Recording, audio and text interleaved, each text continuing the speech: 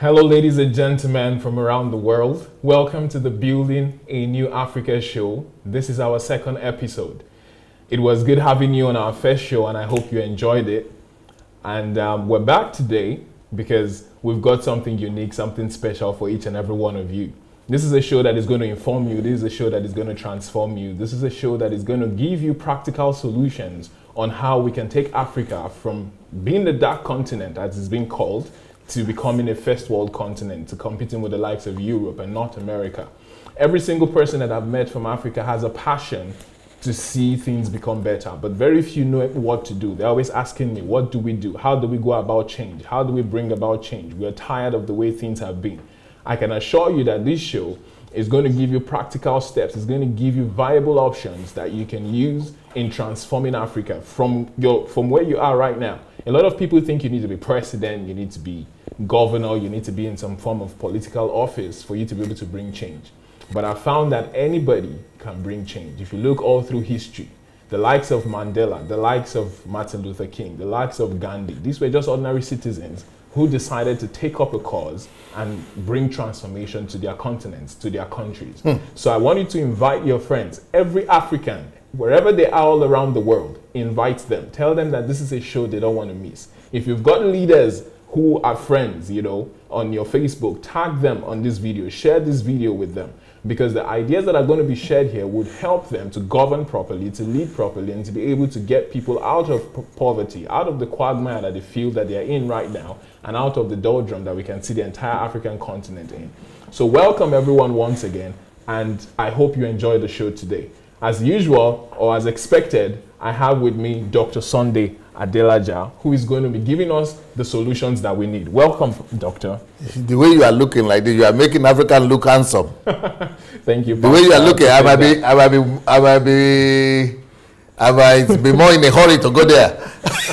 Yes, Pastor, that's what we're trying to do. We're trying to get our people to tell me that this is the way Africa looks like? Yeah, Pastor, this is what Africa looks like. Or this is the future Africa we are looking at. Right now, we're getting there. We're in the process. We're taking it one step at a time. Beautiful. It's good having you here with us this evening. Yeah, well, when you are with young, vibrant, dynamic, handsome young men like this, people like us, we have to get energy.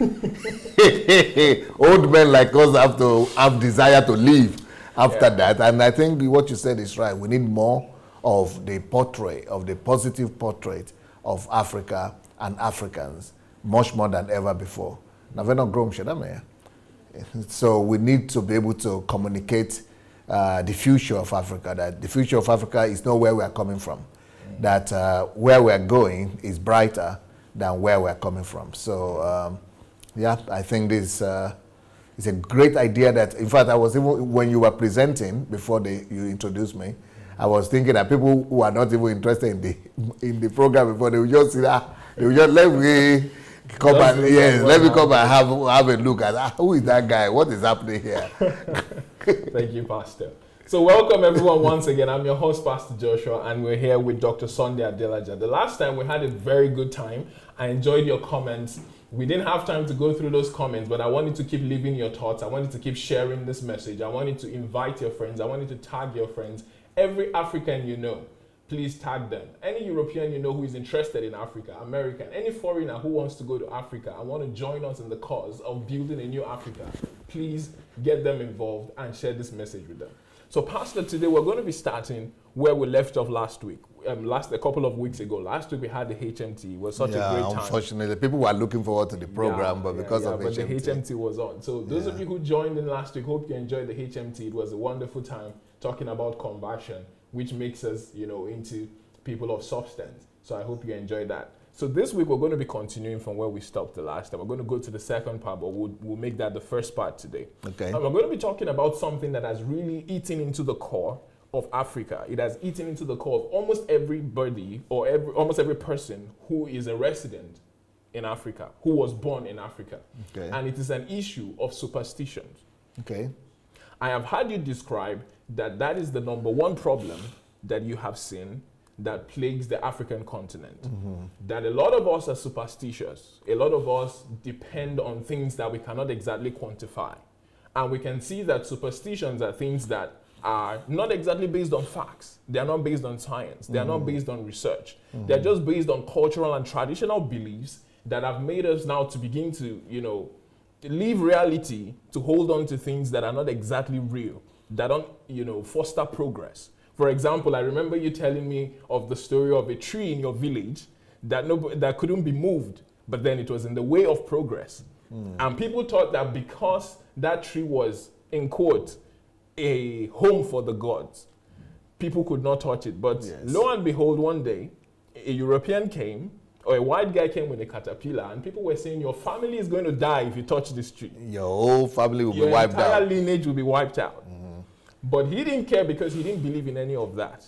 And he was able to get the tree out of the way, and progress was brought to your village.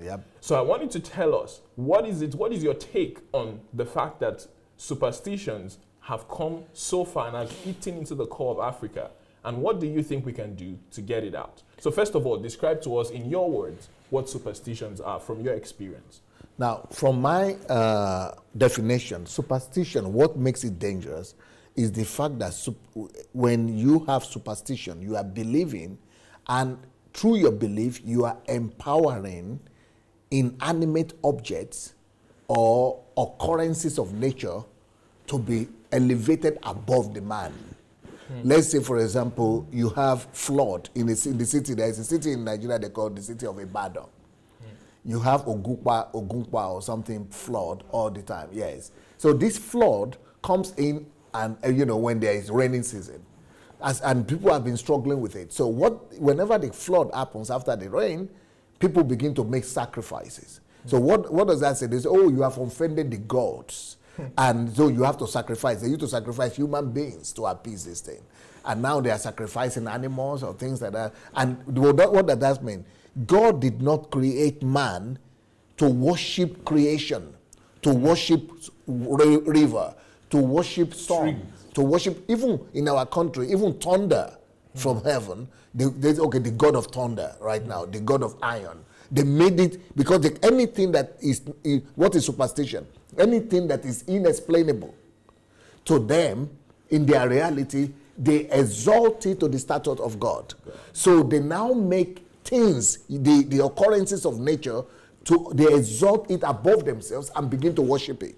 So in some places, there are trees that the tree may be too big, or it's unexplainable why it's living so long. Because when they were born, the tree was there, and now they are getting old, the tree is still there. So they now begin to say, okay, this thing is mysterious. So they begin to worship it. So whenever a man that is made in the image and likeness of God exalts anything above himself, he is exalting creation above the creator, and is making the God of creation, the creator himself, to bow down.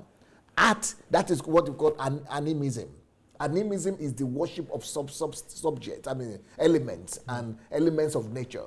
So superstition encourages that. Superstition makes you it reduces you. It removes your worth. It removes your dignity. So for example, in India, where they have superstition, you know, a human being will be hungry, dying of hunger, lying in the street, where our cows are walking. Nobody can touch the cows. Because the cows, because of their superstition, is sacred. But human being is outcast. So human being will be dying where cows are being fed. So that is what superstition could do for you. The human life and dignity is reduced. Human life and dignity is, and not just human life and dignity, even the God of the man is being humiliated. And God is being submitted and being forced to bow down before his own creation and the things that he created. It's just like saying, me that created this thing now, I should now be going to worship it and bow down to it, whereas I know that I'm the one who created it. It's an insult. But that is just one aspect of superstition. The other aspect of superstition that makes superstition very problematic is that superstition paralyzes progress and development. Superstition paralyzes progress and development, because when you see that tree, like in my village, you will say, don't touch it. And today, because of the white man that came to the village, the tree is being removed, and now we have a secondary school there. Before, we couldn't have the secondary school. So there will be no school, there will be no education, there will be no industry, there will be no hospitals, just because you elevate tree above the lives of the people that, because the whole of creation was created for man, that we will rule over and have dominion over nature. And I would like to tell you that this is not just an occurrence in Africa. This is the way the whole world was before Christianity came. It is Christianity that reversed history. It is Christianity that stopped paganism and animism. Whereby men are worshiping creation. It is Christianity that now said, no, look at what the Bible says, that God created us and made us the crown of his creation. He crowned us with glory and honor and submitted everything under his feet, under our feet, that we will have dominion. So what is that? Why is that important? Because when you know in your mind that you are supposed to subdue the earth and have dominion over that sea, you then begin to look at technology. You begin to study and look at how you can curtail. Am I using the right word? No, is curtail. It curtail? How you can curtail that flood instead of worshiping that river. How you can put harness its power. How you can, yes, harness the power and produce, you know, from that flood, produce electricity, hydroelectricity, or make it to work for the good of the, or produce irrigation system for the city. So you subdue the nature. You don't worship the nature. So that is what Christianity brought. For example, that tree, we are supposed to, remove it and build the school, but besides that, use the timber, to be able to build, houses, industry, or, to even be able to do energy, to produce energy. So what Christianity brought is that man is supposed to subdue nature and use it to glorify God. We are supposed to make things, find out. That's why Christianity brought about education and civilization, because you want to find out, because you have a commandment from God that you should subdue the earth. So you want to find out, how can I have this subdued? And that is what gave birth to the development of education. And because of that, that's how we came to science and then industrial revolution. And so now we're having progress everywhere, because the mind says that no aspect of nature should be above the man. The man is supposed to be ruling and managing and subduing the earth. But in paganism and through superstition, you are told that no, you are too small for the thunder, for the flood, for the tree, for the stone, for the any little thing that you cannot explain. You begin to worship it. So everything is paralyzed. The rivers, the water system will not be developed. Bridges will not be built. Cars will not be developed. Industry will not be developed. Electricity will not be harnessed. Nothing will be done because of fear. That if you try to do anything there against the will of the gods, that the gods will come down and punish you. So that is another aspect of superstition that is dangerous. The next aspect of superstition that is dangerous is that superstition is always based on fear. So you cannot have a society of superstition without being bound by fear. So the fear of doing things and the fear of daring. That's why you discover that most of the people who have gone to, even to discover the River Niger, these are white people. Why? Because our people are not daring enough. They are afraid of it, because they will say the gods are there, or if you go there, the spirits of the gods will punish you. But so there is no daring, there is no innovation. There is no archaeological discovery because of that. And the fear also brings about suspicion and suspicious. So people become suspicious of one another, and that leads to enmity. Enmity between neighbors and between relatives, between parents and neighbors. So instead of loving your neighbor, you begin to fight your neighbor. Suspect your neighbor, harm your neighbor, and that is why enmity is everywhere. Witchcraft is everywhere, because you want to protect yourself against, the people that you are suspecting. Now, that also, this is another problem of superstition. It also leads to the question of, whenever things happen to you, you begin to look at the world from the point of view of who is to blame, rather than what. How do we solve the problem? So you begin to ask the question of who rather than what. You go through life, either you are asking this question, who or what. That is, whenever any problem happens, don't focus on who, because if you say who did it, then you want to prosecute somebody. You want to, eliminate somebody. Yeah, eliminate somebody, or what do you call, make somebody into an enemy. What is that? Victimize or yeah, you want to implicate somebody, you want to victimize them, you want to incriminate somebody, okay. And then you begin to look at a way to eliminate them. It leads to destruction. And then genocide comes. Yeah, that's why genocide is that that tribe that is to blame. It is that nepotism, tribalism, all comes from superstition. So, but when you look at it from scientific point of view, which is what led to that. Why is that my wife sick? If it is in superstition, you will say it is some witch or wizard that are responsible. Somebody in the village, some stepmother or some neighbor is responsible for the sickness of my wife. But if it is, you are asking what is this problem with my wife, then you discover that, oh, it is malaria. That malaria is as a result of not drinking pure water. Then you could begin to purify the water. So it leads to progress. It leads to development when you live free of superstition. Fantastic response, Doctor. Thank you for making it clear. But I have a question. How come that even people who are educated still fall into this trap of superstitions? When you were talking about the death of people, your family came to mind. I remember your story of how just in 1 year, you lost in 6 months, you lost about 5 influential, not just people who were trying to make it, people who were well-to-do. Yeah, the very top of your family, those people who were the flag bearers, those people who were well-read, who studied in Europe, who studied in America. You lost all of them. And I'm sure that educated people were the ones who told you that it was because of some juju or it was because of some superstition. So how do you marry the fact that education is not even eradicating this superstition from a lot of the people in Africa?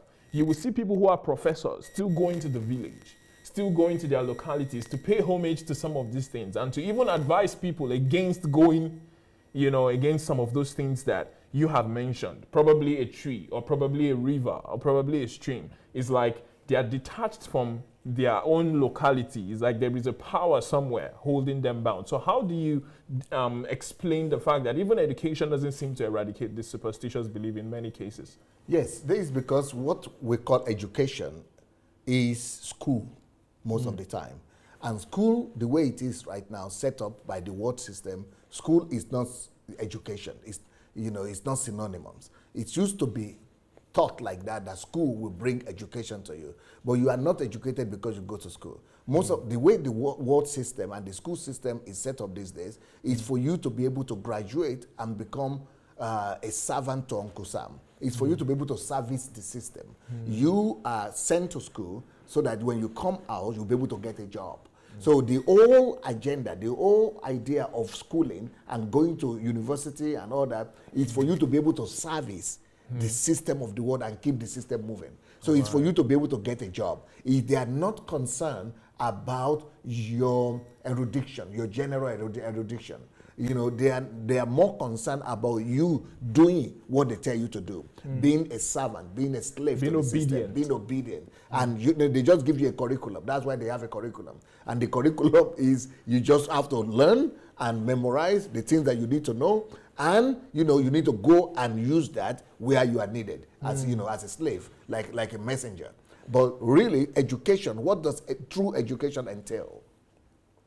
True education entails 3 things. You are not educated until you are taught to question everything. So education is the ability to question and query. If you cannot question and query everything, you are not educated. You don't have an independent mind, and you don't have an intellectual curiosity. So one thing that education is supposed to give us is what is called intellectual curiosity. When there is no intellectual curiosity in your educational process, you have just gone through the process of making you into another man's slave, to become a slave to Uncle Sam. Sorry, that Pastor, is number 1. Let me slow you down there. Somebody needs to tweet this out. Somebody needs to turn this into their status. Education is not about just going to school. Education is about intellectual curiosity.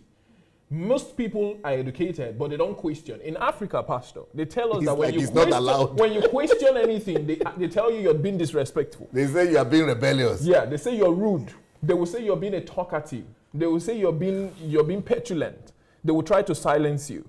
So somebody needs to share this message and somebody needs to tweet this out. Education is not about going to school. Education is about the act of questioning. It's about the act of querying things that you don't understand, instead of just saying, well, we're going to just leave it to the gods, or it's more powerful than we are. So, Pastor, I just had to interject there. So let's go to the second point, please. Yes. The second point, what it means to be educated is the ability to know. If you go through school, either medicine or whatever, or philosophy, or what, doesn't matter what you study, anything you study, even primary, secondary school. If you go through school, you are not taught, number one, the art of questioning, which is intellectual curiosity.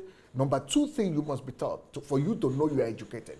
Only these people are educated that know and have been taught that the outlook to the world must be based on cause and effect. So no matter what you studied and no matter the degree you have, if your outlook, if you have not been taught in worldview, and your worldview and outlook at life is not based on the principle of cause and effect, then you didn't go to school. You are not educated. You have gone to the school, you got certificate, but you are not educated. You are still superstitious. Yes, and you are a servant of, you become a servant of the elements around you. You become a servant and a slave to the system, instead of you to be able to rule over the system. So that is number two. So please tweet that out as well. Education is your ability not just to be able to read books, but to be able to understand them. Many people just go to school and they come out with certificates. Certificates don't make you educated. Tell somebody. It's about cause and effect. It's about cause and effect. If you're able to describe what caused something and how it brought about an effect, then you can call yourself an educated person. When you can look at the situation and go to the root of it and then come out with an outcome and then describe an outcome and then describe solutions, that is what education means. And I discovered that in North America and Europe, that's the way most of them are. Yes, that's the way they are. And that is why most of the religious folks from Africa find it difficult to blend into society. And they cannot convert them. Yeah, they cannot convert them. So it's like, and that's why most of them are atheists and they make fun of us as Africans. Because we don't believe in cause and effect. We always want to believe in the supernatural. We cling to the supernatural and superstitions. We always want to cling to the things that we were told by our grandparents, as opposed to what we were told by our teachers. In fact, superstitions hold more power than cause and effect and our educational system. Or the evidence of our eyes. Yeah. So please tweet that out and invite somebody, because we're liberating Africa. If we're going to build a new continent, if we're going to become a continent of light, not a continent of darkness, we're going to have to rely on cause and effect. We're going to have to be able to question everything and come up with viable solutions. Gone are the days where people will say, keep quiet. The era of keeping quiet has come to an end. It's now a new era of questioning. It's now a new era of cause and effect. So, Pastor, please take us to the third part. Yes, concerning cause and effect, Ralph Emerson said, weak people believe in miracles and in chance, but strong people believe in cause and effect. Oh, Pastor, Africa is not ready for you. They will stone you. Because I said only weak people believe in miracles? Yeah. It's not me who said because the strongest people, people are those who can perform miracles. In our society. Yes, in Africa. Because it's a superstitious society. So it is weak people that believe in miracles and chance. But strong men and strong nations, strong people, only believe in cause and effect. There must be a reason for everything.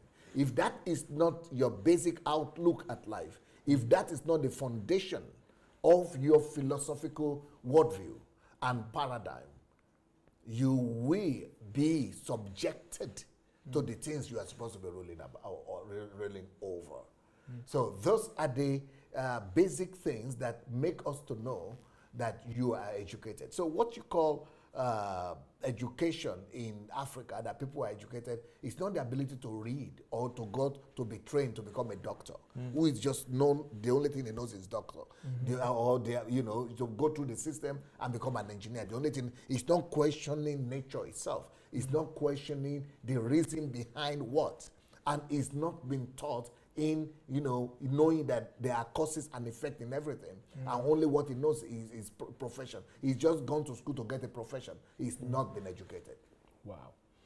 So those of you who think you're educated, you might want to start questioning yourself again afresh this evening, because if you don't meet these three criteria that was just listed by Dr. Sunday, that means that you're just a servant.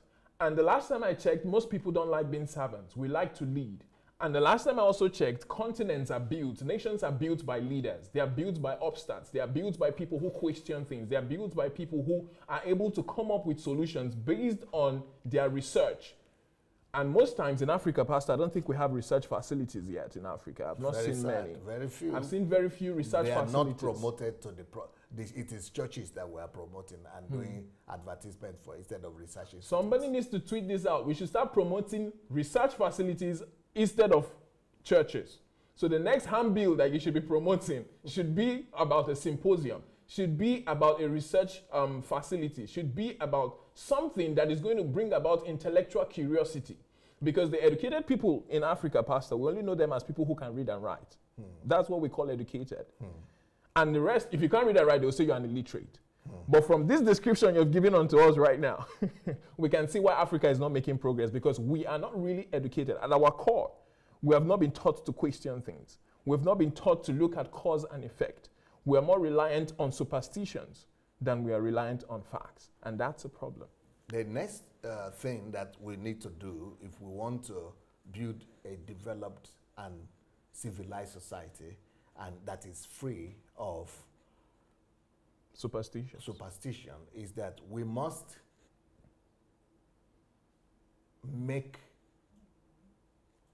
build a society. We must make our people know that the only authority in the society should be the truth. I just had this very recently. I read it during the HMT, that whenever truth is not the authority in any society, then people will worship when there is no authority of the truth. Authority will become the truth. When there is no authority of the truth in the society, when the truth is not the authority, the ultimate authority of that society, then authorities of man, authorities of institution will become the truth. So whatever any authority says, that's what you go with. That will become the truth. Whenever the rich person says, so for example, in Nigeria, it is the authority of the truth. I mean, it is the truth of the authority. It is truth of authority instead of authority of the truth. For example, the truth says that for you to get to heaven, to go to heaven, you must receive the Lord Jesus Christ, your Lord and Savior. That's what the word of God says. That's the truth. But if Pastor Adeboye will come today and say that it is through offering, you must pay your tithe before you get to heaven. If you don't pay your tithe, you will not go to heaven. People will say, yes, Adeboye is right. Why? Because it's an authority. So whenever there is no authority of truth, authority becomes the truth. Authority of men. For example, if you are the rich person for your family, and you come and say, something that is not right, and you are a young person and you don't have money, the person that has authority, that has that money, becomes the truth. So truth becomes authority. So everybody is authority, no standard.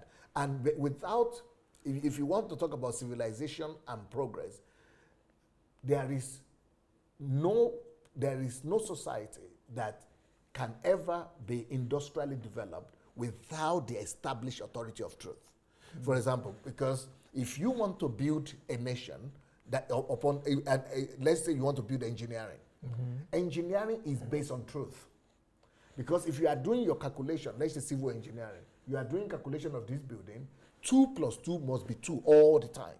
Must be 4. But it must be 4. 2 plus 2 must be 4. 1 plus 1 must be 2. That is truth. Authority of the truth. It's not subjective.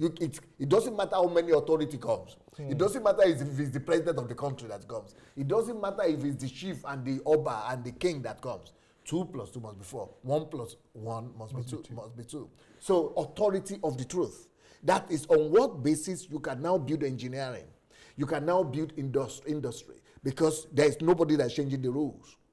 But when you have a society where the authority of the truth is not elevated, when truth is not paramount, what happens is that everybody changes the rules. You think it is true, that's your own opinion. I come, I say, I'm richer than you, or my own king said this, my own leader said it, my own pastor said it. Even in churches in Nigeria, there is no truth. Every church has its own truth because the church, the authority there is that pastor. So in any society like that, mathematics doesn't play an important role. Engineering, science doesn't have authority to them because they are not a society of absolutes. For you will see that you look at all over the world, you will see that the only societies that are developed and that are having industrial or technical or technological progress are societies that are very particular about truth and about absolutes. And they are very particular about precisions. But in societies where there is no absolutism of truth, there will never be, because the society is no use to it. So, for example, if you give them an appointment for 2 o'clock, to them 2 o'clock could mean 2:30 or 2:10 or 3 o'clock even. There is no absolutism of the truth, and there is no precision. And so when there is no precision, there is no science. And when there is no science, there is no industry. There is no industrialization. There is no mathematics. There is no commerce. There is nothing. So we need. So that means so this topic you are raising today. So that means the idea of African, that means the idea of African time, for example, is based on superstition. It's not based on precision. No, it's because we don't have truth. We don't have absolutes. Our society is not a society of truth. We don't have absolute. We don't have ultimate foundational truth. Yeah, we don't have ultimate truth. That truth is the absolute. Nothing changes. If it is agreed, that is the truth. We don't change it. It must be a culture. We must develop a culture of truth. That if we all agree like this and shook hands, you would rather die than not. That is the society of truth. Okay, Pastor. How do we now enforce truth in society as opposed to what the despot or what the leader or what the richest guy says? How do we begin to make these things? Because we learn in school that 1 + 1 is 2. Yes. But we're willing to change 1 + 1 to 5 if somebody is willing to pay us enough money for it. Yeah, or if somebody who we respect says 1 + 1 is 5. Yes. So how do we, as young people, as people wanting to build a new continent, how do we inculcate these values into ourselves and stand up against people who have been opposing this truth, and how do we make it the bedrock of our civilization? You see, authorities will become the truth when truth is not the authority. Okay. And the way to change that in our society, socio-economic, our society, economic development and society, Africa as a whole, is to begin to do massive propagation of principles. We must begin to renew the mind of our people. Enlightenment, massive enlightenment. It must be, inculcated into our educational system, into our churches and our religious organizations, into our families, into our news media, into our entertainment industry, into media, into everything that can. We must just, into our curriculum, into our school system, everything. We must begin to elevate principles. We must begin to tell people and begin to talk about it so that, for example, when our people are doing Nollywood, we are not just doing Nollywood because somebody can laugh. For example, right now we are doing this program, maybe we have 70 people or 50 people watching. I don't know how many people are watching. But when somebody is coming up and he's saying, the person that is against you in your father's house, you will see them with 7,000 people will be sitting down to watch. Why? Because the information that is, we become what we listen to. You see, just like we become what we eat, it is what makes you who you are, what makes me who I am. It is the subtotal amount of information, values, principles, and the things that inform your decisions that make you to be who you are. So basically, it's information you have been fed with. So the information our society has been fed with from cradle, from very small, when we were born, they are these superstitious, that they are based on superstition. So we must reverse that. and begin to make sure that information that people are receiving every time. For example, if you want to do Nollywood film, we are not putting babalawos and witchcraft there as because we just want to get, yes. But when you communicate that, that's what you have as a society. So we must change that. We must begin to say it is principle. You see, these people acted by principle, everything worked out. They acted by that, they didn't come anywhere. So that must enter into Nollywood, for example. So the same thing, it must enter into schools. The same thing, it must enter into politics. The same thing, it must enter into media every day. That principles is what holds societies together. Value systems.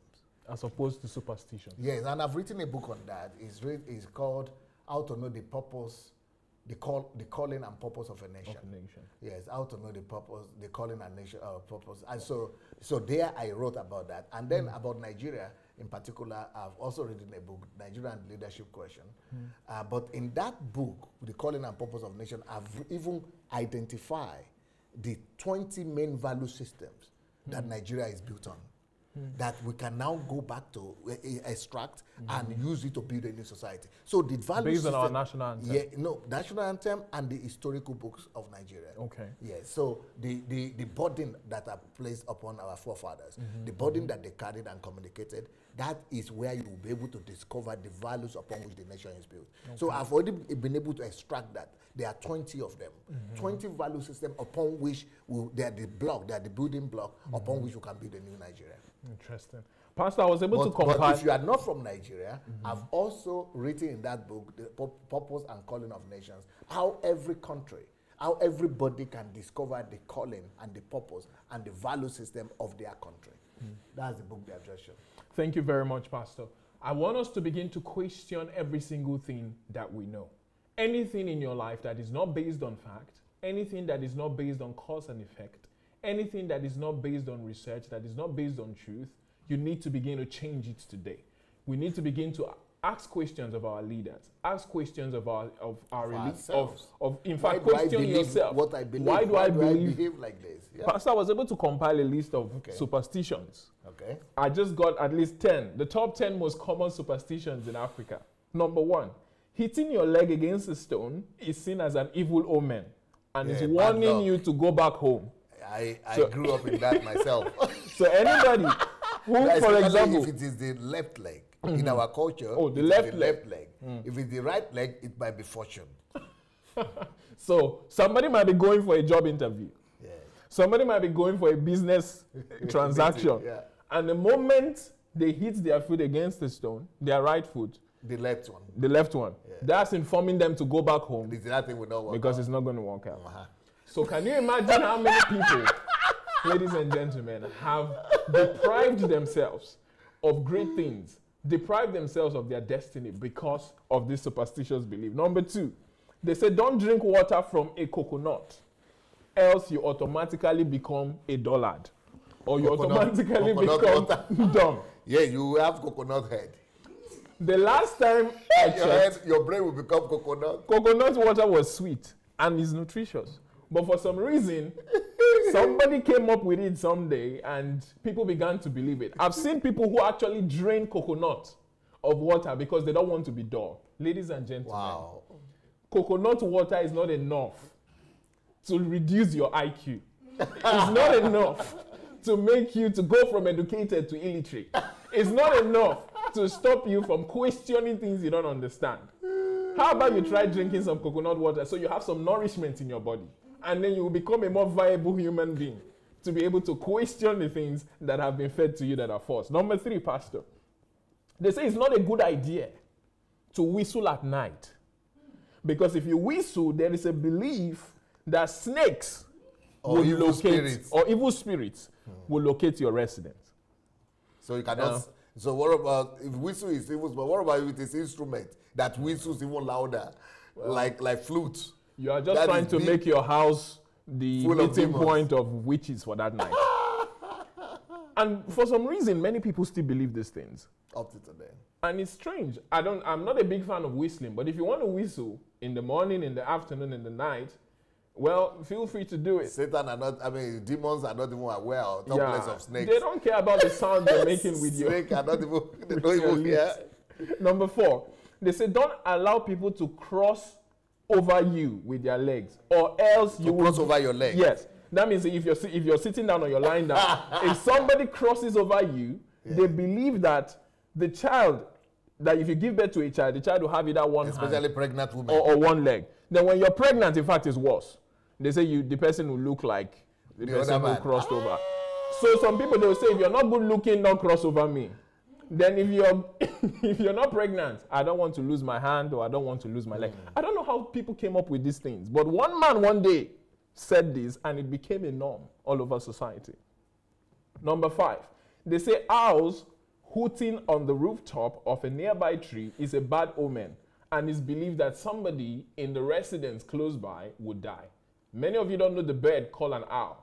Well, the owl is just making an unusual sound. OWL. Yeah, OWL. But some people have come to the conclusion that if that owl comes around your house and makes certain sounds, it means somebody is going to die. Even if it didn't make any sound. Because I remember when I was growing up in my village, I came back from school one day and my grandmother told me that, you remember that owl that flew to our neighborhood, to our backyard the other day, and you caught it and killed it. And you cooked it. Well, wow. What I discovered, we just came from school. They just called me from the neighboring village that the son of your brother, the daughter of your brother died. Wow. Just this morning. It is because of that owl. You see, anytime owl comes like that, somebody is going to die. That's what she told me. Incredible. So that means indirectly you were the one responsible for the death of someone in your family. I killed that thing. Well, you were just hungry and you needed a bed. And it led to the death of an innocent lady, girl. Ladies and gentlemen, killing an animal does not determine who, or even a bird. An owl is such a small bird. For somebody to think such a bird will have influence over human life, over something that Jesus died for. And the person didn't even die in our house or in our died village, long, far away. Village. But because it's the son of the daughter of my brother, so it is because of it's the owl who killed it. Wow. Somebody needs to share this message because we are breaking out of superstitions. Number 6, they said if your hands are itching you without reason, it means that money is coming. Is coming. Wow. Even if you don't sign any contract. Yes. Even if you don't have a job. As long as your palms are itching you, money is coming. You're about to become money is on the way. Rich.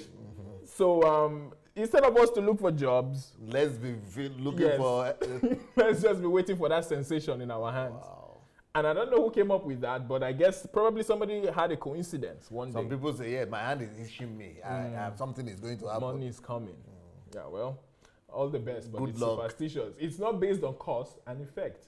It is not based on research. It's not based on truth. It's not universally true.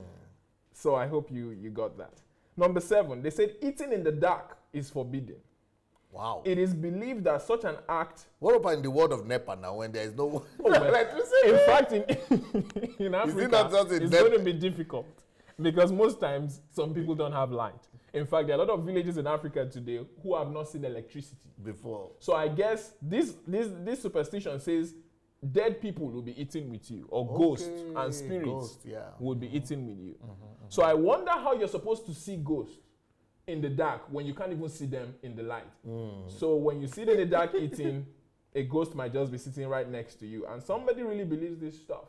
And when they want to eat, even if there's no light, they'll go and look for somewhere that is bright enough. But churches are even encouraging this kind of mindset, superstitious mindset, unfortunately. Yeah, go ahead though. Number 8, if you spit on the floor and someone steps on it, you will have sore throat.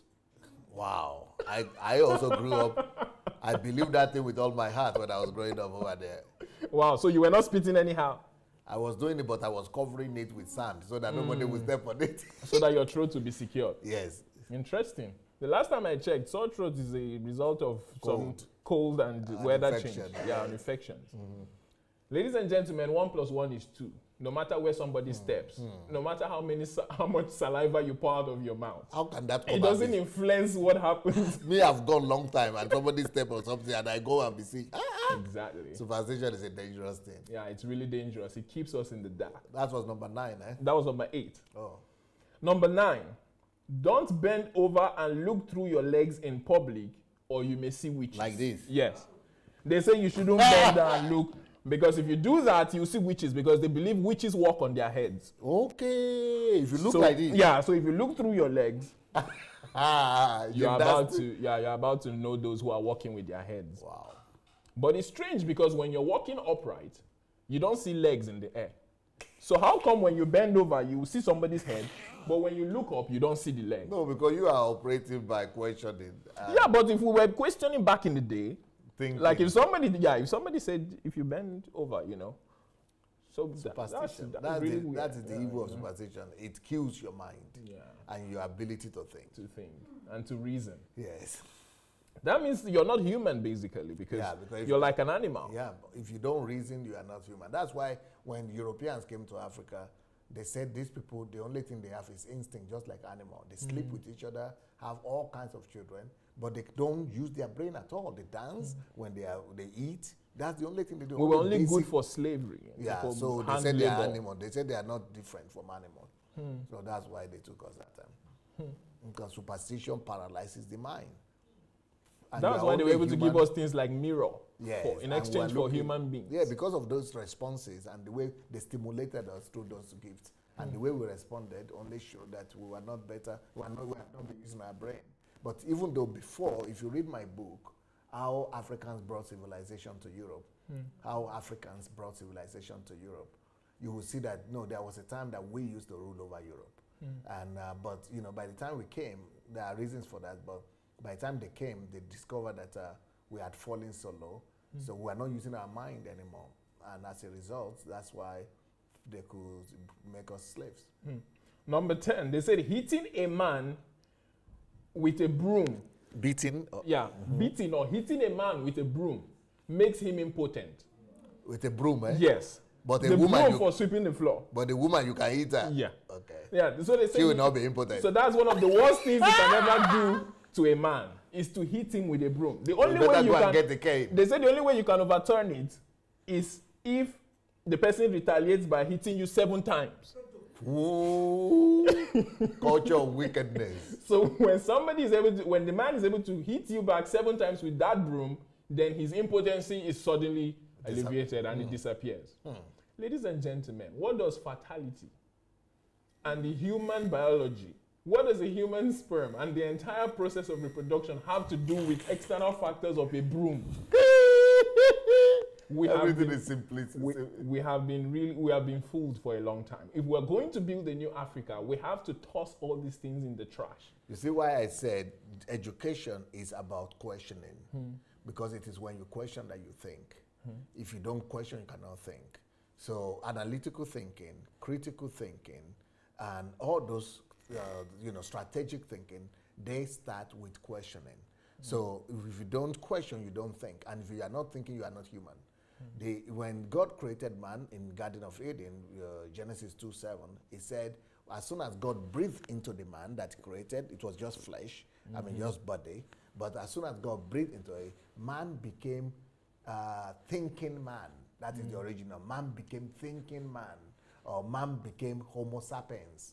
Homo sapiens means thinking man, or man. In our Bible it says man with soul, and soul comprises of mind man, or thinking man. That's what it means. So when you don't think, you are no better than animal. And that is what superstition does for you. It paralyzes your thinking faculty. Ladies and gentlemen, we need to tweet this out. We need to share this with our friends. This is the Building a New Africa show, where we're talking about viable and practical options and practical ideas that would help us build Africa into a continent that the entire African populace can be proud of. Tweet this out to somebody. Tell them what we're doing and make them to come and join us. Share this video, because somebody somewhere might still be believing something that is keeping them bound. And they might be going to church, praying about it. They might be going around. Imagine, for example, somebody might be thinking today that he's impotent because somebody beat him with a broom many years ago. No, or he's not successful as a Christian or as an individual in the society because thou shalt not touch my anointed. And do my prophet no harm. Yes, or he's poor because he didn't pay tithe. Those are all superstitious as well. Because if you don't want to be poor, you've got to work hard. Diligence, make the hand of the diligent make it rich. You see, but if they say, oh, I didn't, the reason why nothing is working out for me is because I stopped going to church, or I didn't go to night vigil, or I meet one Sunday service. When the Holy Spirit was supposed to bring my miracle, I was missing. As if God is not omnipresent. So our church system is doing a lot to keep people in bondage of superstition. It's all superstition right now. So it's not that church as a whole is bad. Church is good, but church has to be kingdom-oriented, biblical. But the churches we are practicing in Nigeria, they are not biblical. They are not, they are not Bible-oriented. They are not truth-oriented. They are oriented on superstition, just like the way our grandfathers used to be oriented on superstition. That's the way the churches of today are oriented on superstition. Okay, Pastor. How would you describe the state of Africa as a continent right now as pertains to superstition? Will you say we're 30% out of superstitions? Will you say we're 50%? Will you say we're 60%? Or will you say we're closer to a 70 or 80%? I think that we are maybe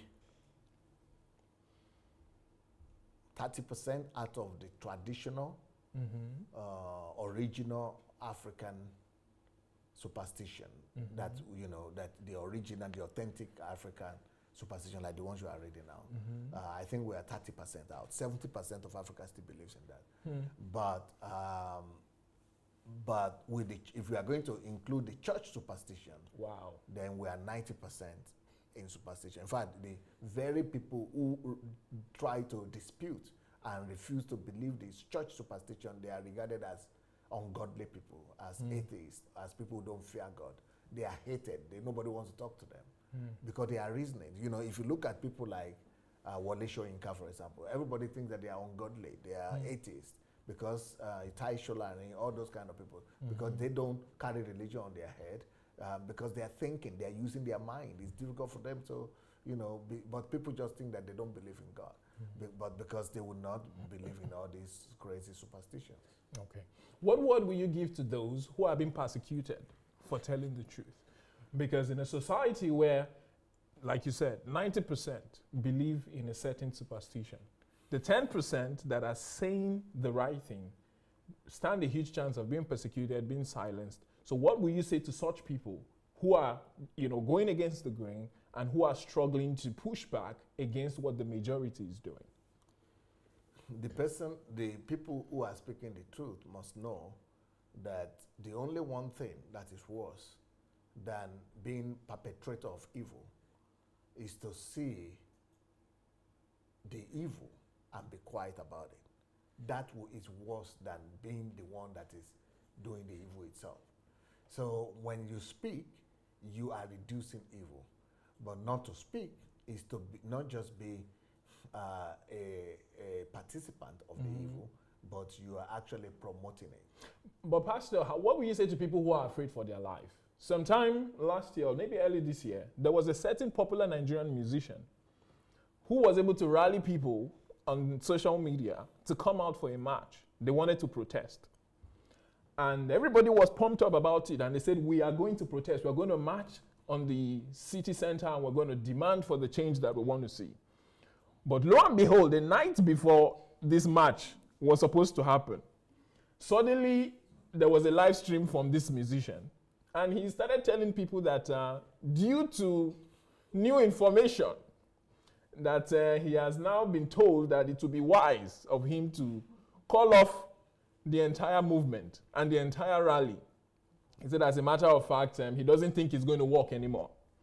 And a lot of people were angry, a lot of people were disenfranchised, and some people said, well, they cannot blame him because he's afraid for his life, he's afraid for his family, he's afraid for his livelihood.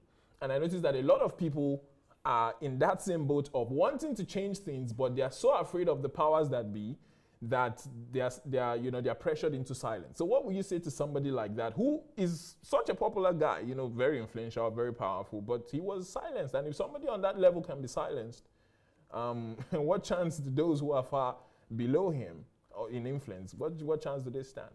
There are a few things I would like to say in regards to that. Number one, you are not totally human until, like Martin Luther King Jr. said, that if you don't have something to die for, then you don't have anything to live for. You must have something that you believe in so much that you are ready to die. Because death will still come anyway. That's the ultimate goal for everybody. Everybody will still die, no matter how much you are afraid of death. So if there are no values that you treasure so much that you are ready to sacrifice your life for, then you don't deserve to live. So that's number one. Number two,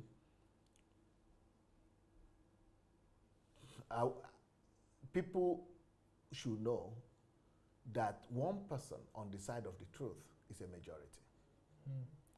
So it's going back to the authority of truth. So truth must become the authority in the society, and we must know that if you're on the side of truth, you are not a minority. You are a winner already. You are the majority, because truth is God. And to be on the side of truth is to be on the side of God. And it doesn't matter how many people are against you. What matters is if God, the one that is bigger than all men, is on your side, and he's always on the side of truth. So, Pastor, are you trying to tell us now that anybody who is speaking up must be willing to die for their cause? Ultimately, yes. If you want to change something. The only people who are able to change anything in the society and world are people who are ready to pay the ultimate price.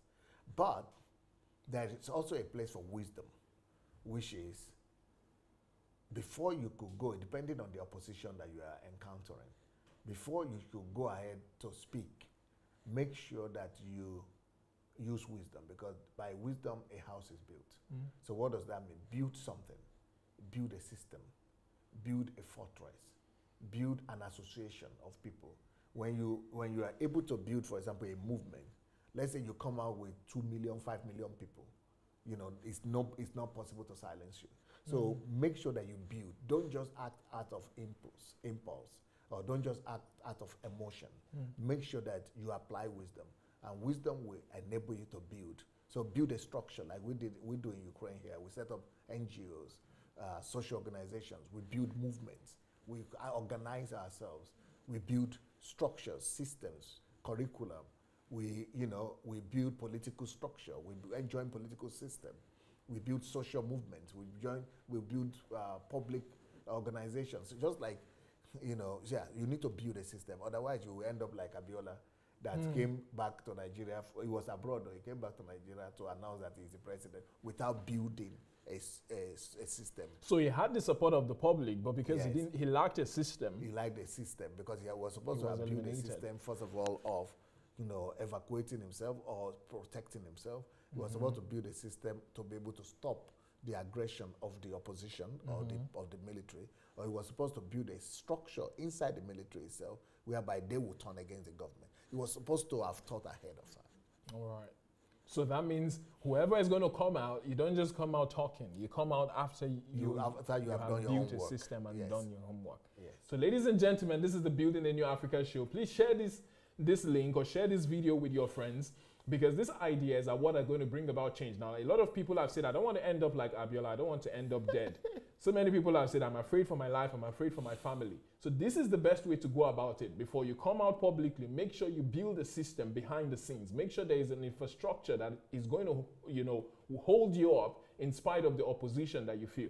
But Pastor, in the case of that celebrity, he already had a lot of people who were willing to come out. And he was like, he already had a system online of people subscribing. That's not the system. That is crowd. That's just crowd. That's just gathering a crowd, right? Yeah, that's totally different. So that is not a system that is viable. Yeah, because, it is Margaret Mead that said that do not doubt that an organized small group of people are capable of changing the world, because indeed they are the only ones who change it.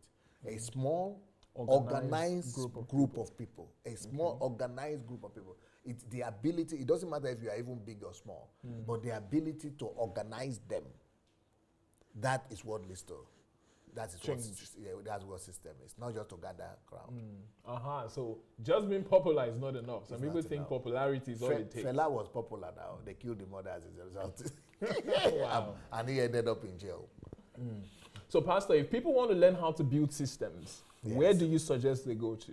Oh yeah, that's why I organize what is called History Makers Training. I have some teachings already on systems in if you go to my YouTube page, you go to the HMT, look for HMT, or look for the word system, Sunday the larger HMT, Sunday the larger system, and you go through all the HMT videos, you'll see a lot where I've talked about systems. Yeah, that's one of the, one of the good things that, God has taught me over the years. Okay. So those of you who want to learn how to build systems, it doesn't come to HMT. Just write to hmt@godembassy.org. We'll be able to give you information when the next HMT is coming up. Actually, the next HMT, I already have a topic for it in February. From February 2nd to 7th, it's going to be about system. How to build a system for your life. We have for the next 20 years. Yeah. So, ladies and gentlemen, to bring about change, you have to be strategic. You have to be somebody a person of systems. So those of you who are passionate about change, those of you who want to see a new Africa, you have to engage your mind. Your intellect has to work. You cannot just do it by prayer. You cannot just do it by confessing. Some people just say by God's grace, or some people say we believe that Africa will go better one day, or some people say, oh, we believe that this continent, somehow God would help us. Those things are just empty rhetoric. You have to learn the art of building systems. You have to be able to be astute in the ability to bring together a group of people, give them a vision, organize them, and then send them forth to be effective. I think that's an example of what Jesus did with the disciples. He brought them together, he trained them, and then he sent them out. So Pastor is going to be breaking this down, and he's going to be giving us more tools and more of the things that we need in February. So make it a date. Wherever you are, you can get here to Ukraine, or those of you who can get here, make sure that you join us online. So thank you very much, Pastor, for that. And we're going to go to the second part of our show for today, which is the question and answer segment. Now, the interesting question we have today is this. Looking at the European continent and the North American continent, they were built on Judeo-Christian values. Yes. They were built on values that were gotten by the likes of Martin Luther of Germany, the likes of John Calvin. In fact, there are people, I was listening to a senator in the US not long ago, and he described himself as a Calvinist. Yes. So these were the things that built up America's civilization. But now there's an uprising, and my generation, millennials and Generation Z, they are going through some kind of challenge that nobody has seen before. Okay. Europe right now is dominated more by atheists and people who are agnostics than people who describe themselves as Christians. Yes. Countries that still hold on to their Judeo-Christian values are being persecuted. The likes of Hungary, the likes of Poland, they are being looked at as people who are not progressive. Yes. And the entire continent is turning against the values that built it up. Yes. Same with North America. They are turning against those values, and there's an entire political party, an entire movement that has been dedicated to eradicating Judeo-Christian values because they believe it's based on superstition and it's not based on science, or it's not based on truth and based on fact. Now in Africa, first of all, how do we make Judeo-Christian values the bedrock of our belief system? I think you've even alluded to some of this already by talking about family. Then how do we make sure that for 1,000 years to come, Judeo-Christian values stands the test of time? And what is happening in Europe, where Christianity is being eradicated, in North America, where it's been pushed out, doesn't happen in Africa. And because in Africa, we even have more of an opposition in the likes of the Islamic religion and the traditional folks than we even have in the likes of Europe and in North America. So how do we make Judeo-Christian values what it needs to be in Africa so that we can build a civilized society? And how do we make sure it lasts for at least 1,000 years? Okay, when you talk about civilization and development in Africa, you have to, first of all, go back to see where did we get the civilization that we have today? Today's world, where did we get it from? What is responsible for today's civilization? What is responsible for the development and civilization of Europe?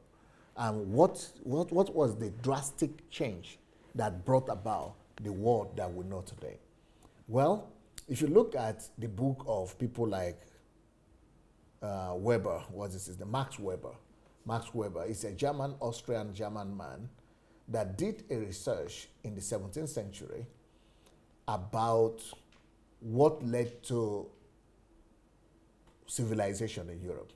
And he came to the conclusion that the civilization and development of Europe was based on two things.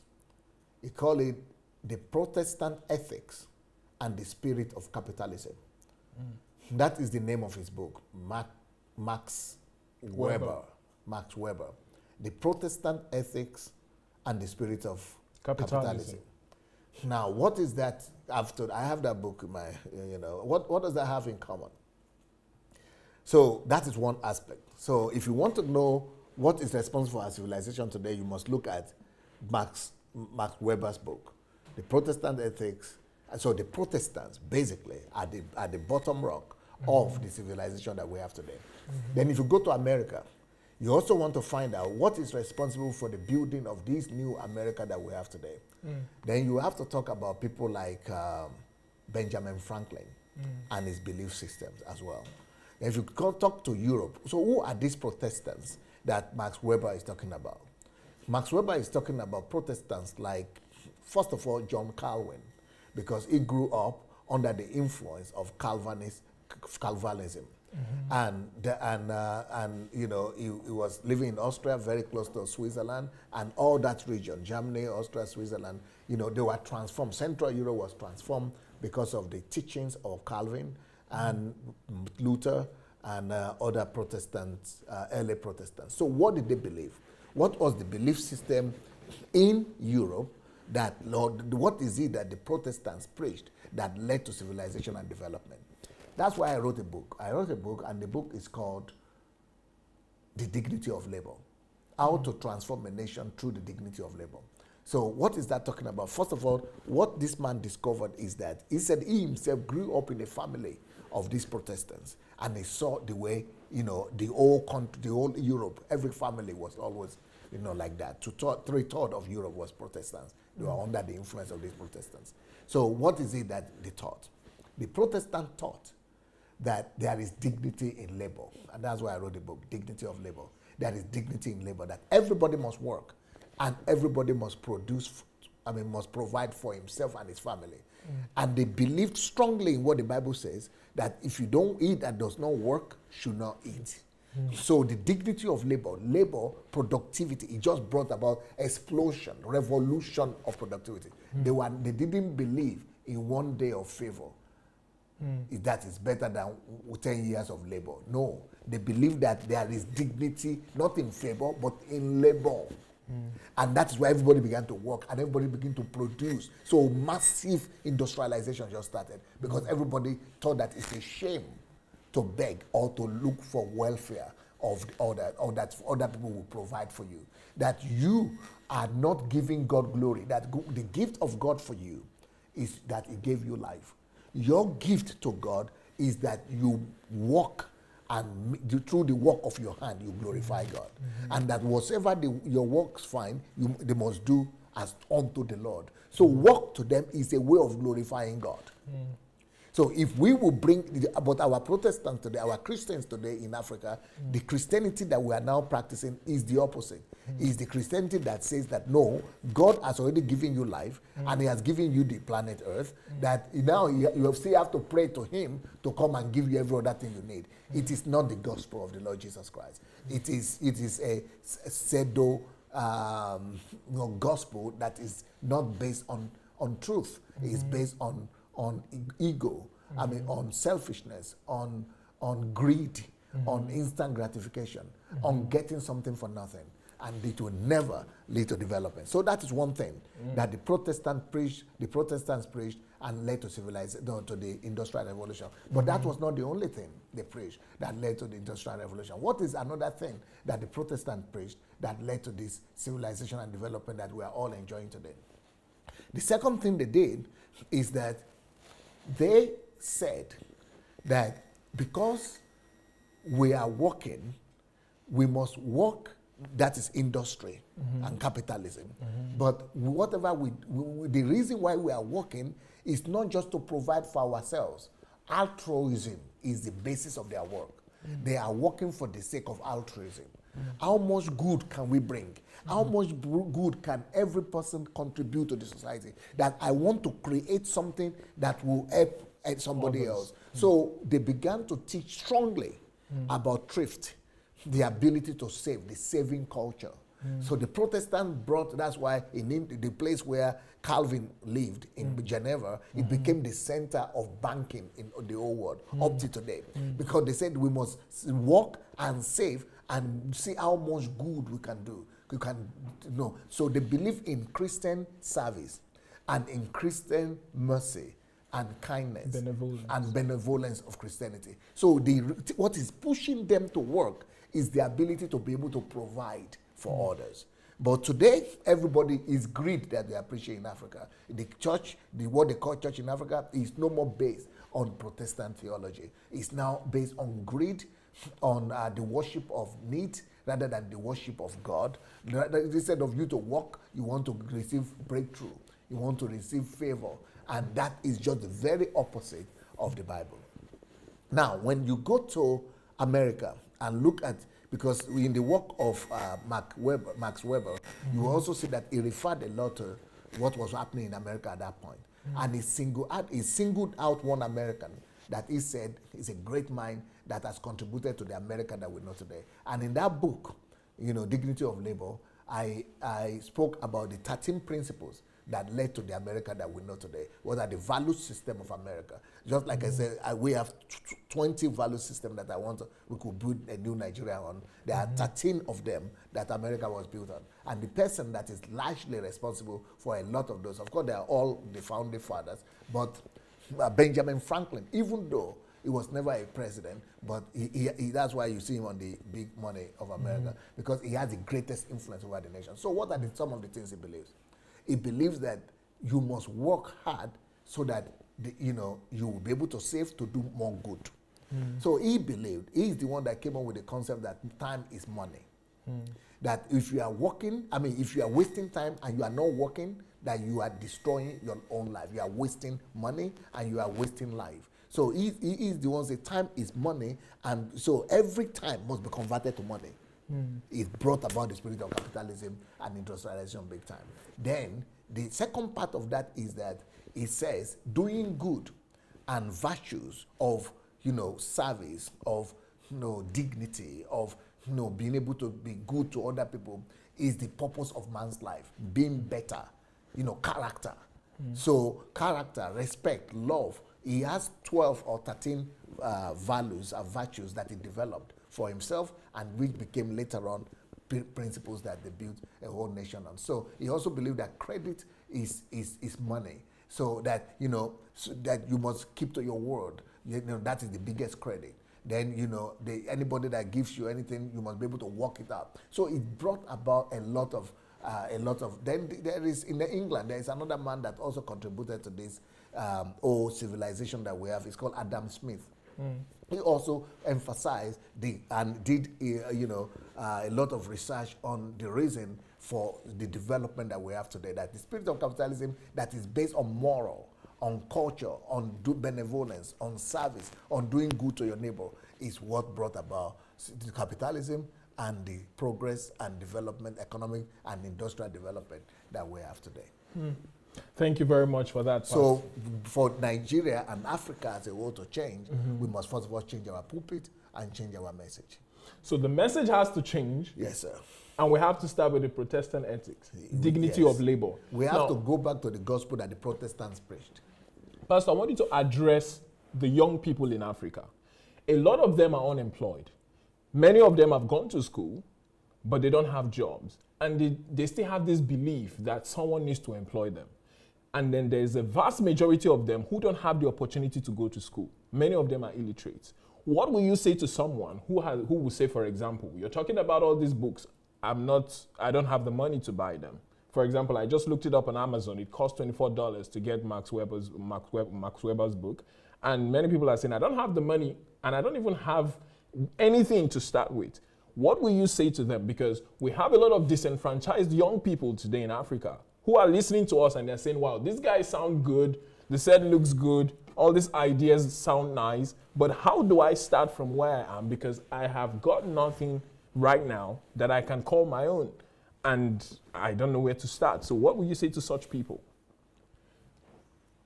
There is no man that deserves to live if he doesn't, first of all, look inside and discover himself. If you don't give life to yourself, you don't have life at all. You are only existing. So the very first thing that you must do is to learn to give life to yourself. So how do you give life to yourself? You first of all look inside, even if you are not educated or you are educated, and discover who you are. That's why I don't believe that we should be looking for jobs. I wrote 2 books. Why losing your job is the most important thing that could happen, most blessed thing that could happen to you. Why losing your job is the most important thing that could happen to you. That's number 1. Number 2, stop looking for job. Stop looking for job. Why? Because if you find yourself, you don't need anybody to employ you. So the act of looking inside yourself to discover who you are, what you can do, and then developing it is the whole essence of industry. So you need to, education the way it is right now is that people go to school to look for a job from somebody, for people to give them job, employers of labor, capitalists of the society. And that is the whole thing that is making us dependent, because we are not thinking, we are not using our mind. We are bringing ourselves and say, I'm nothing, I don't have, you give me job. No, give yourself job, discover yourself. If you would discover your gift, if you would discover your capacity, for example, if I know that I have the tendency to sing, okay, if I've discovered myself, just develop it, add value to it, make it not just local singing, pursue it, and you become, you become, successful. That is where your success is. Your success is in what is built in you, what is already, imparted in you from God. Every one of us came to this earth packaged and custom made with so many abilities and potentials. But when you look away from that and you are looking for something outside of you, that's when you lose yourself. But the best way to give life to yourself is to look inside yourself. What you are looking for outside, you will never find it if you don't first of all find it inside. You've got to first of all find yourself, who you are. And that's why I wrote that book, Who Am I? Why am I here? You've got to discover who you are. Once you discover who you are ready to begin to live. Because it is on the basis of that you now develop the skills that you need, that you discover that you can offer the world, and then that will now become the source of income and the source of revenue to sustain you and and the world around you. Okay. Pastor, I've noticed at the beginning of this show, you said something. You said intellectual curiosity is the hallmark of education. Now, I've noticed in Africa that one of the biggest problems we have is the problem of intellectual laziness. A lot of people don't have that drive to read books. You could even give them the book for free, but they will prefer to sit down, watch television series, watch the news, talk to friends, and there's just something that seems to hold people back from being able to read. So what is your prescription? I understand that in your case, you didn't have a choice. So you were forced into the system because you didn't want to stay back in your village. So you learned that you had to study. But for those who are just, life is pretty comfortable, but they're not pushing for greatness, because without that intellectual curiosity, you will not be driven on a daily basis to seek knowledge, to better yourself, to improve on yourself. So how does a young person, and they've told us that black people don't read, it's intellectual laziness. So how do we overcome this intellectual laziness so that we become people who are passionate about knowledge, passionate about learning, passionate about research? No, the reason why people are not reading is because of the culture. Our culture determines our worldview. And our worldview right now is such that it is paganistic. So what do I mean by that? The worldview that we have is that you can get something for nothing, which means that wealth and success, achievement comes because, destiny smiled at you, because God decided to bless you. That is the culture we are coming from. It's still superstition.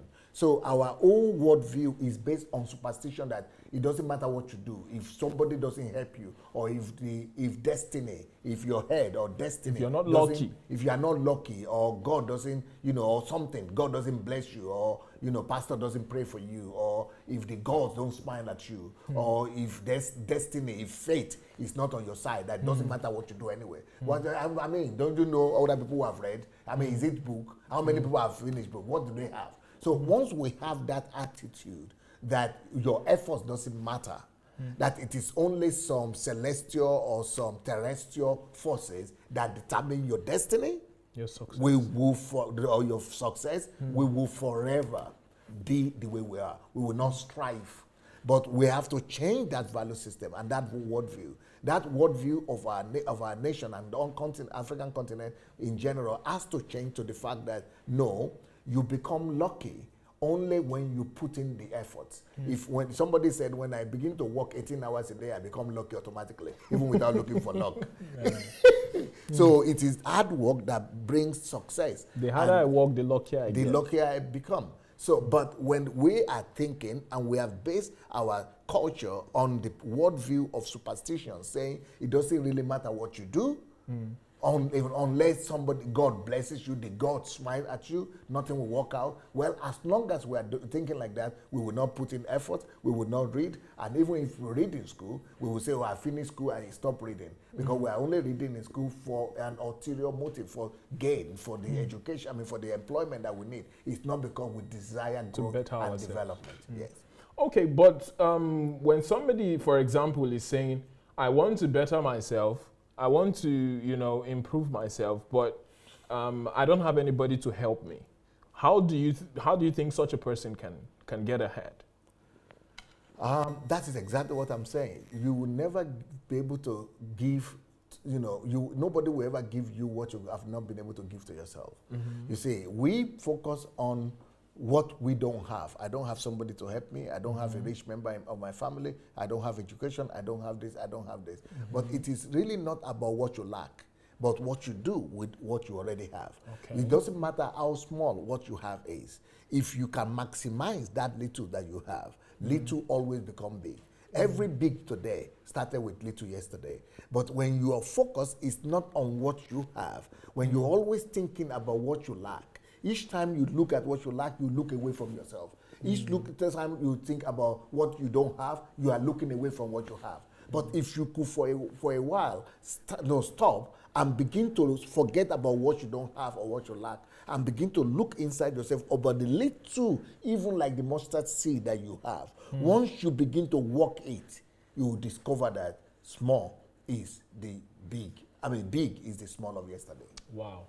Incredible answer. Ladies and gentlemen, I hope you're learning a lot today. Please share this video and share these lessons with your friends. Like Dr. Sunday has told us, for us to build a new Africa, we're going to have to discover who we are. We cannot just depend on our leaders to do it for us. We cannot depend on other people to figure out who we are for us. We have to do the hard work. We have to get intellectually curious. We have to be willing to go into ourselves and do the hard work that it takes to get out the virtues that we need to be able to build a new Africa. Don't look to somebody else for solutions. Look to yourself. You are the answer. Don't look to the person who you're going to vote for next year or the person who you're going to vote for 3 years from now. Everybody needs to begin to ask themselves. I think it was the president of the United States, John Kennedy, that said, don't ask what your country can do for you. Ask what you can do for your country. And it's incredible because a lot of us don't have that value system of contribution. Instead, we want to get something first before we begin to think of maybe helping someone else. And I think that is where the real problem is. So please share this message with someone because it is really going to help to change their paradigm. Because, for example, like Doctor said, if you keep believing in your mind that is some celestial being that is going to bless you before you become rich or before you become successful, you won't be doing the hard work. You won't take time to study and better yourself. Now, Pastor, what will you say to people who use the Bible as defense? For example, they say Solomon said, the race is not for the swift. And they say it's not the person who is fastest or it's not the person who is smartest that always comes out on top. What will you say to such people? Because they are now using the scriptures to back up their own laziness and to back up their own plight and their own self-pity, which is, I did my best, nothing happened, and the Bible says the race is not for the swift, so I guess I'm just being unlucky. What will you say to such people? Yes, that particular scripture says the race is not for the swift, but it didn't end there. It gets to the end where it says, but time and chance is for all. So you've got to maximize time and opportunities. So it's still about, if it's not the race, it's not the fact that you run, it's timing. Yeah, and then it's chance that you take. You've got to take your chance. So people are quoting half of that scripture. They are not quoting the whole thing. So they're just using that to placate themselves and to make themselves, comfortable in mediocrity. But you see, even the Bible says that the earth, the heavens of heavens is the Lord's. But the earth he has given to the sons of men. So it is what you do in the earth that determines your destiny. Fantastic. Ladies and gentlemen, we're learning a lot. And we're almost coming to the end. Now, the other part of my question that I asked, America and Europe is going through a time where there is now been an erosion of the values that they built in. So how are we in Africa going to make sure that we don't fall into the same trap, that when we build up, it will last and stand the test of time, and it won't be taken over by a new system of corruption, a new system of socialism, a new system of dependence that we now see a lot of young people falling into? Well, you must also know the story in Europe of what led to what is happening in Europe. What led to what is happening in Europe, the atheism, agnosticism, and all the unbelief that is in Europe started because of the actions of the church. The church pushed the brilliant minds from their midst. And because the church will not change and will not adjust and will not, embrace progress enough. The church was being based on superstition most of the time. And because of that, people who are looking for empirical evidences and scientific justifications for truth, they were pushed away from the church. Some of them were even killed. So that is what led to what we are seeing now with Europe is what the church has sown. The church sown this seed of non-tolerance, and now we are reaping the fruit of humanism. Okay. So, but the African continent is actually, trailing that same path right now, because the way religion is going in Africa, not benefiting the culture, not benefiting the people, it will push our young generation and the younger people away from God altogether. It will get to a place people want to say, I don't want to believe in this God anymore, because education, because progress, because science is giving me more than education. They will hate church. They will hate if our leaders, the churches of today, don't begin to pay more attention to people than structure. Don't begin to pay attention to more young people than to cathedrals and to their empires. We will end up like Europe sooner or later. So the secret to safeguarding it is in actually being consistent. Pastors have to come back to real Christianity. So it all comes back to the church. Yes. Pastors and the message, because people become what they hear. It is the information that we're exposed to that determine who will become. Okay. So if I said before, we need to bring back value systems into our society and change our continent and remove superstition by inculcating these value systems and the basic 20 value system for Nigeria that I spoke about into the educational system, into the media, into the entertainment world, into the family and everything. But everything depends on the pulpit, because all those people who are doing the educational system, they go to some churches. The families go to church. The people in the media and Nollywood, they go to church. So if the church and the message, because they are all listening to pastors, if the church, the message that is coming from church doesn't change, there's no way all these values will be propagated. Like, for example, in every Sunday in Nigeria, at least 40 million people sit down and listen to one man, to their pastor. And if those people begin to talk about values and the Protestant ethics and the principles of productivity and progress, you see we'll be able to advance very, very fast. Incredible. So it all comes back to the church. So ladies and gentlemen, please share this message with your pastors. Share this message with your home group leaders. Share this message with your fellow church people. Those who have even been hostile towards you.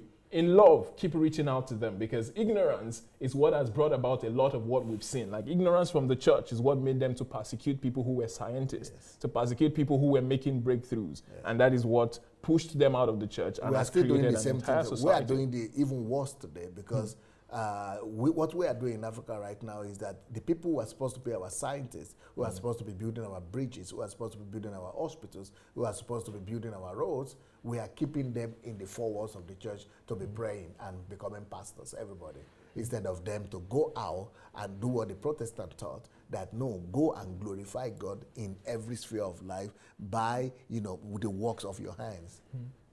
Thank you very much, Pastor. So we have to get reading, ladies and gentlemen.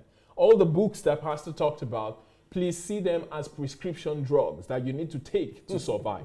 See them as a doctor telling you this is what you need if you're going to be alive 6 months from now, if you're going to be alive 1 year from now. It's funny that we fear, superstitions even more than truth, but we have to elevate truth above all our superstitions and above all the things that we believe that are not really in touch with reality if we're going to build a new continent. Begin to read books on Nigeria. Begin to read books. Pastor Sunday has written on almost every topic there is. There is a whole list of books. If you just go on Amazon and you type Sunday Adelaja, or you go on Okada Books and you type Sunday Adelaja, you'll see the entire list of books. If you go and you look for the likes of Max Weber, you will see what they've written. If you type in the likes of Benjamin Franklin, he's my favorite American of all time, you will see his value system. So the time you spend on Facebook liking pictures, on Instagram liking pictures of people you don't know, who don't care about you and who don't even admire whatever it is that you're doing with your life, spend that time studying, spend that time educating yourself. There are videos also on who am I, why am I here on YouTube. It's free. All you have to do is get your internet connection and then, download these teachings and then begin to use them to better yourself. And through this, we'll be able to build a new continent. So at the end of the day, I see that knowledge is what we lack. If we bring everything down knowledge to the cross, knowledge of truth and the pursuit of truth is what we lack in Africa. So to build a new continent, we need to love truth. We need to pursue truth. And by doing that, we'll have a continent that everybody will be so happy with, everybody will be so proud of, and everybody will be wanting to come and join us. So, ladies and gentlemen, we've come to the end of today's show. And next week, we're going to be back. We'll have a lot more interesting topics for you. And please share this video. Tell your friends about it. Share it with leaders. Share it with as many people that have complained. Anybody you've heard that has complained about anything at all in Africa, they need to listen to these videos. They need to listen to these things because this is what will get us from where we are to where we want to be. So thank you very much, Dr. Sunday. This was wonderful. Yes, I want to say thank you to you, Joshua. Good job. Very difficult questions. It was very, very thorough. And I hope that some people are able to get answers to their questions. And I want to say to everybody, in the next 30 minutes, 25 minutes, I'll be coming on to talk about how to know God through the Bible. So some of you don't have data, like Joshua was saying. If you don't have data and you want to be listening to our messages, just send us your WhatsApp number. We will be sending messages to you on WhatsApp. And our WhatsApp number where you should send us is +38 098 596 3838 +38 098 596 3838. So if you will be able to send us your telephone number or the telephone number of your friends, we'll be sending you these messages every day. If you want to come here to learn about system or about anything that will be able to change your life, you can come for HMT, History Makers Training. And the way you do that is by writing to hmt@godembassy.org. And you can join my free mentorship program by going to sundayadelajablog.com/mentorship. It's free. So thank you so much, everybody. Joshua. Thank you so much, you are the new sheriff in town. Thank you very much, Pastor. Congratulations. Thank you, Pastor. So thank you very much, everyone, for joining us. Please don't forget to share. And if you know you're educated or you think you're educated, you might want to re-listen to this teaching again, because education has been broken down and has been given a new meaning today. So those of you who think you're educated, please share. Those who think they're educated need to hear this stuff because it will help to revolutionize their minds. Thank you very much, Pastor. We really enjoyed it today. And next week, we're going to be back with more interesting ideas, more interesting topics. And I believe that a new Africa is on the horizon. Thank you very much. Have a great evening. Goodbye.